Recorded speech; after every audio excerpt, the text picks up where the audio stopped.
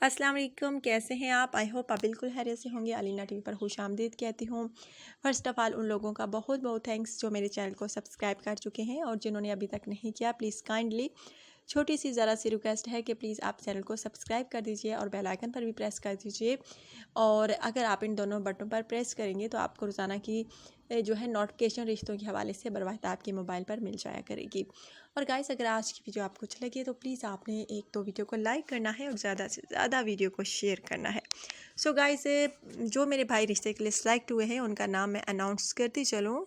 Guys, इनका नाम जो है मिर्ज़ा उमैर है और इनका ताल्लुक़ जो है बहुत अच्छी जगह से है, सियालकोट से। बहुत बहुत मिर्ज़ा उमैर, आपको मुबारक कि आपके रिश्ते की सिलेक्शन हो गई है। सो गाइस, इन्होंने कहा है कि मैंने पहली बार ही कमेंट किया और मुझे रिश्ते की सिलेक्शन का मैसेज भी मिल गया। मैं बहुत खुश हूँ और शादी करने की खुशी मुझे इतनी है कि मैं आप लोगों के साथ क्या शेयर करूँ। मेरे वालिदैन थक चुके थे रिश्ता तलाश कर करके, लेकिन मैंने अलीना टीवी देखा और अलीना टीवी के थ्रू मुझे बहुत अच्छा जीवन साथी मिल सका। सो गाइस, इनका कहना है कि